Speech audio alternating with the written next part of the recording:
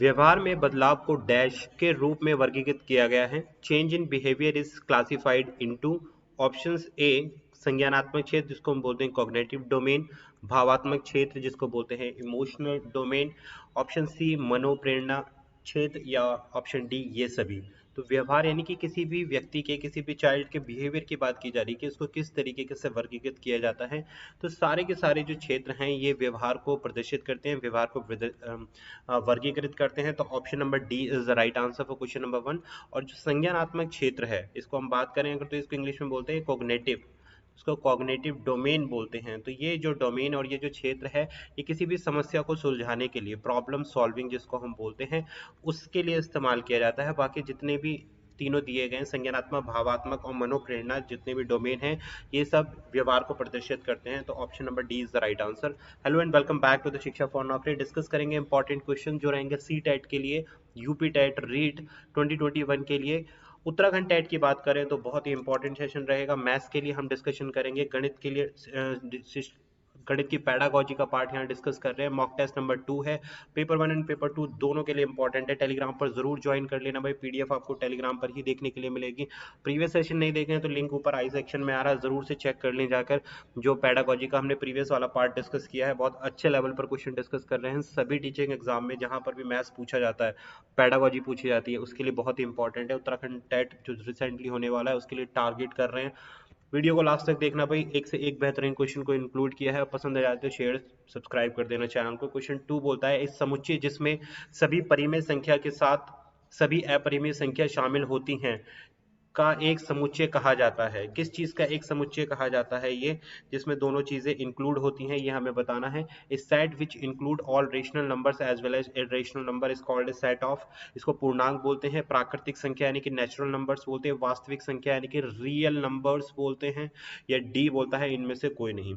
तो देखिए right answer है ऑप्शन नंबर सी, जिसमें परिमेय संख्या जिसको हम बोलते हैं रेशनल नंबर और अपरिमेय संख्या जिसको बोलते हैं इरेशनल नंबर दोनों ही शामिल हो जाती हैं किसी भी सेट में, तो वो कहलाता है हमारे पास वास्तविक संख्या कहलाती है। और इस सेट को हम कैसे रिप्रेजेंट करते हैं, आर के साथ क्यू यूनियन लगा देते हैं और क्यू डैश, तो ये जो बनाता है ये बनाएगा, ये जो सेट बन के आया है इसको हम बोलते हैं वास्तविक संख्याओं का सेट, जिसमें परिमेय और अपरिमेय दोनों संख्याएं होती हैं। तो इस समुच्चय को हम बोलते हैं रियल समुच्चय और वास्तविक संख्या। Option C is the right answer. Next, television सम्मिश्रण है। Television is the combination of, किस चीज से मिलकर बना है टेलीविजन, रेडियो और फिल्म स्ट्रिप से मिलकर बना है, रेडियो और चलचित्र से मिलकर बना है जिसको हम बोलते हैं मोशन पिक्चर। चलचित्र का मतलब है मोशन पिक्चर जिसको कहा जाता है। परिप्रेक्ष्य यंत्र और फिल्म स्ट्रिप से मिलकर बना है, आरेख और श्यामपट से मिलकर बना है। तो टेलीविजन आप देखते हैं आप सभी के घर पर लगा हुआ है, तो उसमें क्या चीज दिखाई देती है भाई, देखो रेडियो को भी शामिल किया जाता है। रेडियो का मतलब कोई भी एक आवाज जो आपको सुनाई देती है, वो किसके थ्रू होती है, वो रेडियो के थ्रू होती है। चलचित्र मतलब मोशन पिक्चर, जो चलने वाले चित्र होते हैं। तो दोनों को कंबाइन करके क्या बनाया गया, टेलीविजन बनाया है। टेलीविजन में आप वॉइस भी सुनते हैं, ऑडियो भी सुनते हैं और मोशन पिक्चर्स भी देखते हैं, तो इसलिए ये कॉम्बिनेशन है ऑप्शन नंबर बी का, B is the right answer. Question number 3। Next आता है क्वेश्चन 4। प्राथमिक स्तर पर शिक्षार्थियों के लिए हस्त कौशल उपकरण महत्वपूर्ण हैं क्योंकि वे उनकी किस में सबसे अधिक मदद करते हैं। वेरी इंपॉर्टेंट क्वेश्चन भाई, बहुत ही अच्छा क्वेश्चन है। पेपर 1 के लिए यू टेट की बात करूं मैं तो इस तरह के क्वेश्चन कई बार इंक्लूड किए गए हैं, सी टेट में भी किए गए हैं। ये बहुत अच्छा लेवल पर क्वेश्चन है। तो क्वेश्चन का आंसर दीजिए। मानसिक और मौखिक गणना को तेज करने में, परीक्षा में बेहतर प्रदर्शन करने में, आधारभूत गणितीय अवधारणाओं को समझने में, या इबारत प्रश्नों को हल करने में, यानी कि ओरल प्रश्न जो होते हैं, इबारत प्रश्न का मतलब। तो देखिए हस्त कौशल का मतलब क्या आ रहा है यहाँ पर, जिसको हम बोलते हैं मैनिपुलेटिव टूल्स। अब मैनिपुलेटिव का मतलब ही ये होता है कि बच्चे का ध्यान जो है एक जगह से लेकर दूसरी जगह पर लेके आना, मैनिपुलेट करना।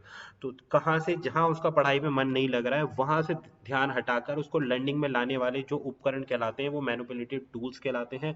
और वो क्या करते हैं भाई, ऑप्शन नंबर सी के साथ हम यहाँ पर जाएंगे, आधारभूत गणितीय अवधारणाओं को समझाने में। यानी कि हम ऐसे टूल्स का इस्तेमाल कर रहे हैं, ऐसे टीचिंग लर्निंग मटेरियल का इस्तेमाल कर रहे हैं जहां बच्चा कॉन्सेंट्रेट करे, सीखने में रुचि ले, उनके रियल लाइफ से क्वेश्चंस को अटैच करने में मदद करे, है ना, और ये उनके लर्निंग को बेहतर बनाए। They help children to build the mathematical concept. तो गणितीय अवधारणाओं को बनाने में ऐसे टूल्स, मैनिपुलेटिव टूल्स जो है कार्य करते हैं, जिसको हम बोलते हैं हस्त कौशल बोला जाता है, जिसको option C is the right answer. Next question 5, amicable number की खोज डैश के द्वारा की गई। किस चीज के द्वारा जो एमिसिएबल नंबर्स होते हैं वो डिस्कवर्ड किए गए हैं? यूक्लिड्स के द्वारा, थेल्स के द्वारा, पाइथागोरस के द्वारा या फिर प्लेटो के द्वारा? तो देखिए राइट आंसर है हमारे पास ऑप्शन नंबर सी, ये खोज की गई है पाइथागोरस के द्वारा। पाइथागोरस प्रमेय का नाम आपने सुना होगा। किस में लगती है भाई? एक ट्राइंगल में लगती है पाइथागोरस की भाई, जो कर्ण होता है इसका स्क्वायर जो दोनों भुजाओं के स्क्वायर के बराबर होता है, तो ये क्या होती है? हमारी पाइथागोरस थ्योरम हो जाती है। अब देखिए एमिसिएबल नंबर क्या होते हैं ये हमें समझना है। तो एमिसिएबल नंबर वो नंबर्स होते हैं जैसे कि फॉर एग्जाम्पल मैं देता हूं आपको, एक नंबर है 220, दूसरा नंबर है हमारे पास 284। अब ये जो 220 नंबर है, इसको इस इस नंबर को जो भाग दे सकते हैं, उन नंबरों का योग किस नंबर के बराबर होना चाहिए?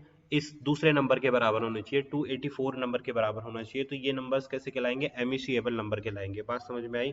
तो सम ऑफ डिवीजर, यानी कि जो 220 को एक से भी डिवाइड हो सकता है, 220 दो से भी डिवाइड हो सकता है, 4 से भी डिवाइड हो सकता है ना, 110 से भी डिवाइड हो सकता है। तो ऐसे जितने नंबर हैं जिनसे 220 डिवाइड हो जाएगा, उनका सम किसके बराबर होना चाहिए? 284 के बराबर होना चाहिए। ऐसे नंबर क्या कहलाते हैं? एमिसिएबल नंबर कहलाते हैं। और ये किसके द्वारा डिस्कवर्ड किया गया? पाइथागोरस के द्वारा डिस्कवर्ड किया गया। Option C is the right answer.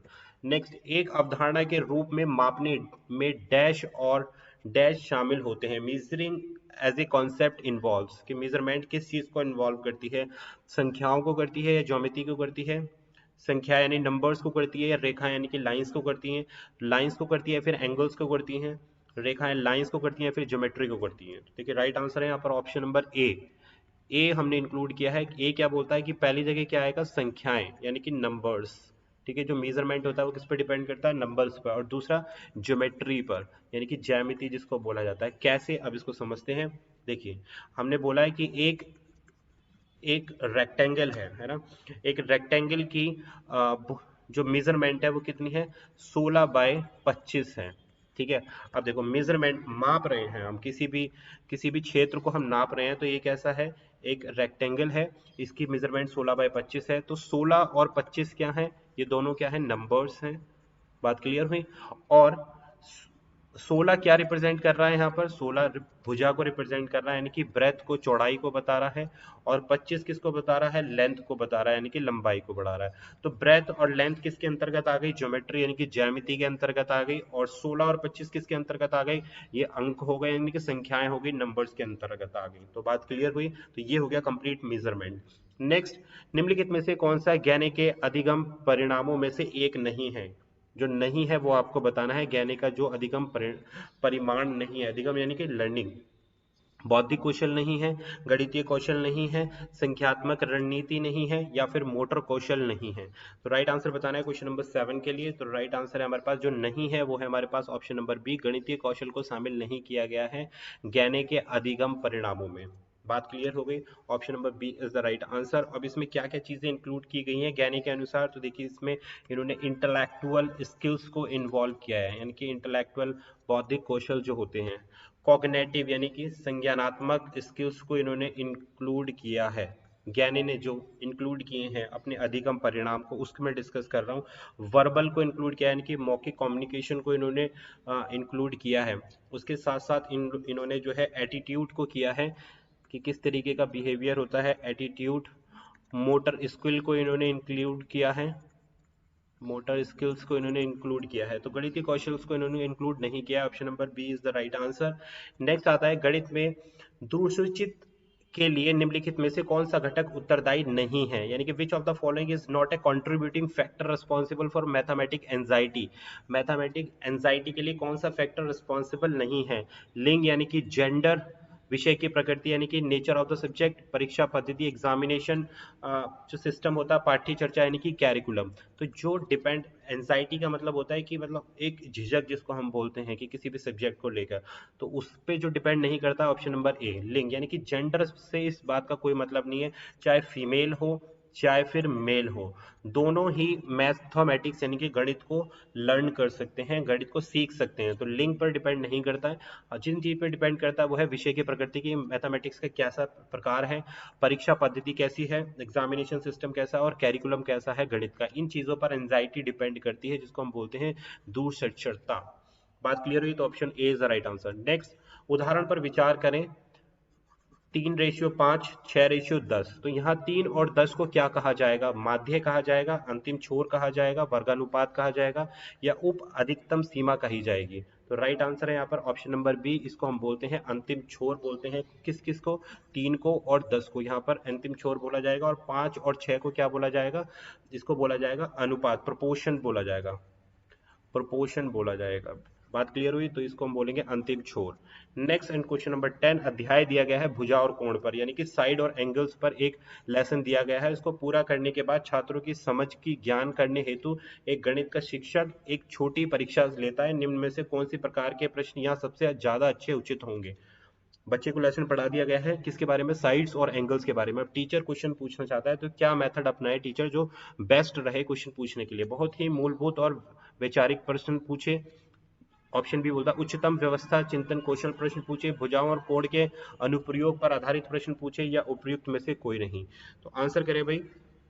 तो देखिए राइट आंसर रहेगा क्वेश्चन नंबर 10 के लिए ऑप्शन नंबर ए, बहुत ही मूलभूत और वैचारिक प्रश्न पूछें। तो ये क्या रहेगा? सबसे रिलेट करेगा, है ना। दूसरा, भुजा और कोणों के अनुप्रयोग पर आधारित प्रश्न, ये भी पूछ सकता है, लेकिन यहाँ जो बेस्ट एक्सप्लेन करेगा तो वो है हमारे पास ऑप्शन नंबर ए, बहुत ही मूलभूत और वैचारिक प्रश्न को पूछना। तो 10th के लिए option number A is the right answer. तो ये थे हमारे इंपॉर्टेंट मैथमेटिक्स के क्वेश्चन। पसंद आ गए हो तो लाइक शेयर सब्सक्राइब कर देना, और वीडियो को ज्यादा से ज्यादा शेयर करके चैनल को सपोर्ट करना। मिलेंगे आपसे यूटेट प्रिपरेशन के लिए और various other teaching exam, CTET, UPTET के लिए। चैनल के साथ बने रहना। This was Abhishek Tyagi, thanks for watching, thank you.